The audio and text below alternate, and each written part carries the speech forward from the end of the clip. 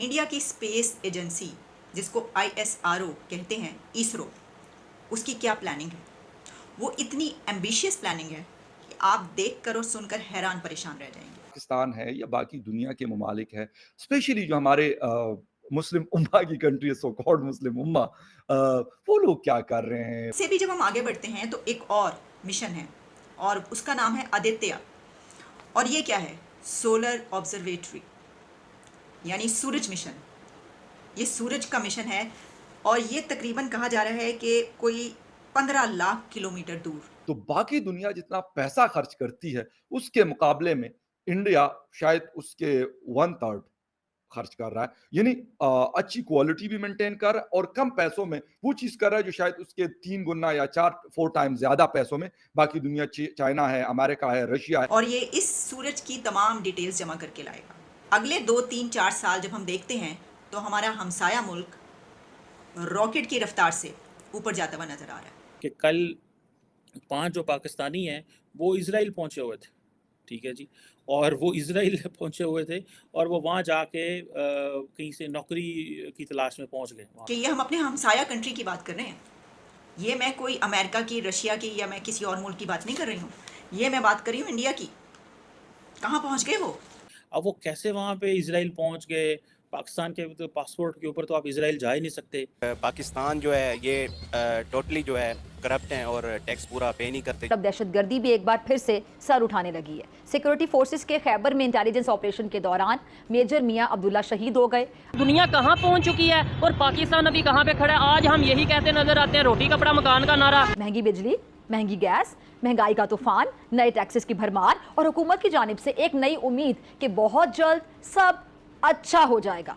दोस्तों, हमारी space agency ISRO हर दिन नया रिकॉर्ड बना रही है। इसरो नए नए मिशन लॉन्च करके भारत के झंडे को और बुलंद करता जा रहा है। अभी कुछ ही दिनों के अंदर हमारी space agency ISRO Chandrayaan 3 mission launch करने वाला है, जिस पर पूरी दुनिया की नज़र है। और इसरो इसके साथ साथ कुछ ही सालों के अंदर बहुत ही बड़ा मिशन लॉन्च करने वाला है, आदित्य A1 के नाम से, जिसमें इसरो एक ऑब्जर्वर भेजेगा 15 लाख किलोमीटर दूर। और ये ऑब्जर्वर सूरज के एकदम नज़दीक जाएगा और वापस आकर वहाँ की सारी डिटेल इसरो को देगा। इसी के साथ ही एक और मिशन विनस के बारे में चर्चा हो रही है और पूरी दुनिया में भारत ऐसा पहला देश होगा जो विनस पर जाएगा। इसी को लेकर पाकिस्तानी मीडिया ये चर्चा कर रहा है कि एक तरफ भारत कभी चांद पर तो कभी सूरज को लेकर अपने मिशन लॉन्च कर रहा है, वहीं दूसरी ओर हम अभी भी रोटी कपड़ा और मकान से बाहर नहीं निकले। तो चलिए दोस्तों, आगे इसी पर पाकिस्तानी मीडिया का रिएक्शन देखते हैं।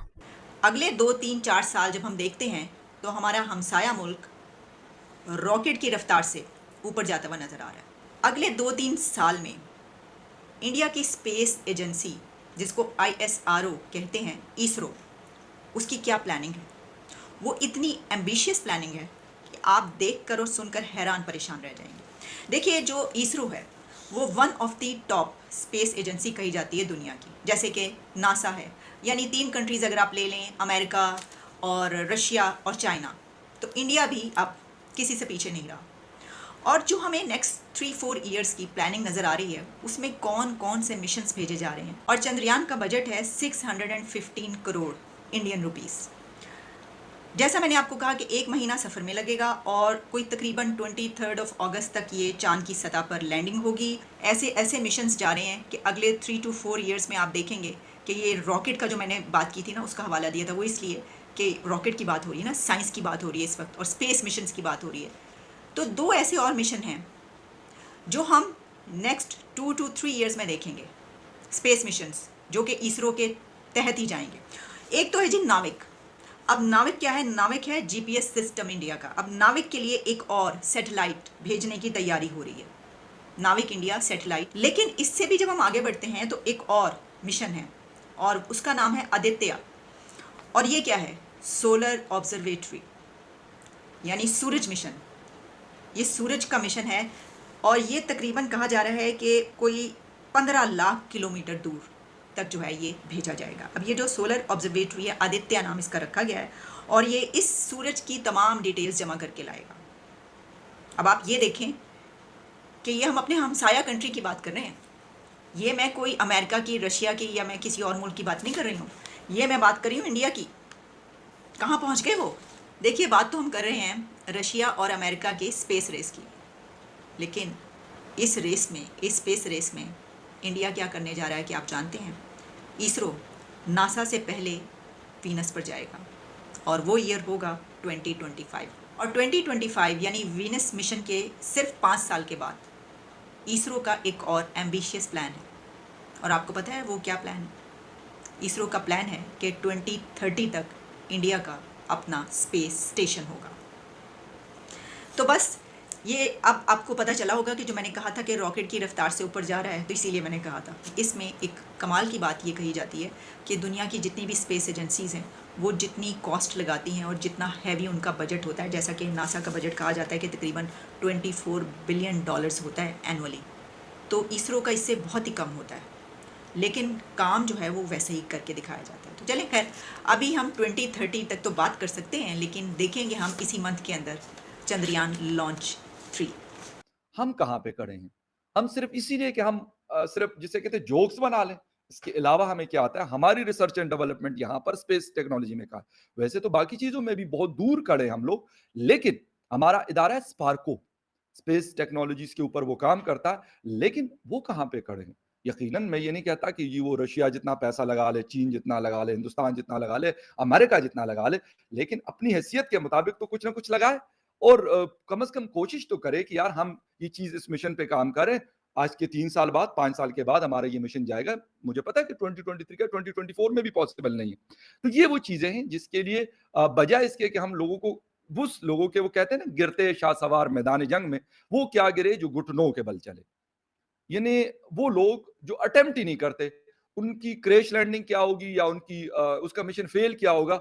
मिशन तो उनका फेल होगा जो अटेम्प्ट करते हैं, या सक्सेस भी उनको मिलेगी जो अटेम्प्ट करते हैं। फर्स्ट नहीं हुआ, सेकंड नहीं हुआ, थर्ड होगा। अगर थर्ड भी नहीं हुआ तो फोर्थ हो जाएगा। बट दे आर कंसिस्टेंट, वो मेहनत कर रहे हैं, कोशिश कर रहे हैं और अपनी इन चीजों को, और ये सिर्फ ये नहीं है कि यार एक मिशन के तौर पे ये जाएगा। आप खुद सोच लें कि पूरी दुनिया में शिप कैरियर 5 से 6 कंट्रीज के पास है, जिसमें हिंदुस्तान भी एंट्री मार चुका है। स्पेस टेक्नोलॉजीज के हवाले से अगर बात की जाए, स्पेस में जाने की बात की जाए या फिर चांद पर जाने की बात की जाए, तो वो सिर्फ 3 कंट्रीज दुनिया के कर चुके। चौथा इंडिया ये कोशिश कर रहा है और शायद 2023 जुलाई में ये मिशन कामयाबी से वहां पे लैंड कर जाएगा। क्यों?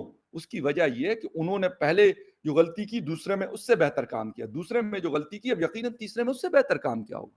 उनके इंजीनियर्स, उनके साइंटिस्ट, उनके जितने लोग होंगे, उन्होंने इस पे मजीद उनके डिजाइनिंग पे या जो भी कुछ वो इस्तेमाल होता है, क्योंकि मैं तो मतलब ये फिजिक्स, केमिस्ट्री और इस तरह की चीजें मुझे नहीं इतनी नहीं पड़ी, लेकिन जो भी चीजें, जो भी डिजाइन होगा या जो भी उसका सिस्टम होगा, उसको मजीद अप टू डेट किया होगा, लेटेस्ट टेक्नोलॉजीज का इस्तेमाल किया होगा, और जो गलतियां लास्ट टाइम हुई थी यकीनन उसको करेक्ट भी किया गया।